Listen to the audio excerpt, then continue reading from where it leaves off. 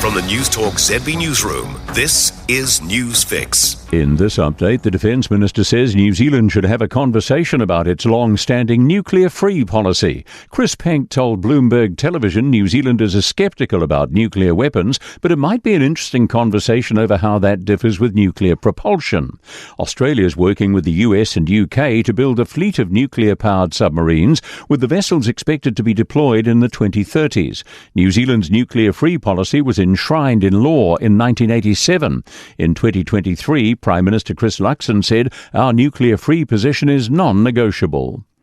A push for awareness around a common virus which can cause neurodevelopmental delays in unborn children. Cytomegalovirus, or CMV, appears as cold symptoms in most, but can lead to problems such as hearing loss or cerebral palsy in babies whose mothers infect them in the womb. The Auckland University Audiology Associate Professor Holly Teagle says June is CMV Awareness Month. She says it sometimes gets left out of health workers' conversations, adding early pregnancy poses the highest risk. A lot of families say when they learn that their child has had impacts from CMV is, I've never heard of that. Why didn't I know about this? Another power outage at Auckland's North Shore Hospital this morning at 8, only 2 days after a 3-hour blackout. Partial supply was restored within 10 minutes with full restoration by 9:30.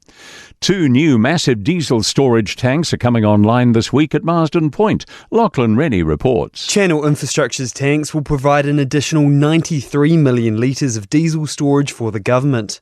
The largest of the tanks is a diameter greater than the Beehive. The company has been hurriedly cleaning the tanks to accommodate additional fuel, which the government plans to obtain in case of a fuel supply crunch. Z Energy is now procuring product on behalf of the government, which, once it arrives, will fill the tanks. That's news.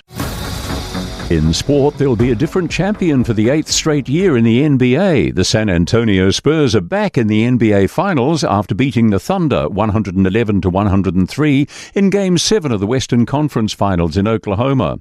The Spurs are into their first deciding series since 2014 when they were victorious, and they'll meet the New York Knicks, who've not featured since 1999. Game 1's on Thursday. Warriors forward Tanner Stars-Smith is embracing an impact role ahead of tonight's NRL game with the Panthers. Stars-Smith is averaging roughly 40 minutes a game and has clocked over 100 running metres in 5 of 6 matches off the bench. Kickoff's coming up at 8:15 tonight. That's sport. I'm Joe Gilfillan. For more news, listen to Newstalk ZB on the free iHeart app.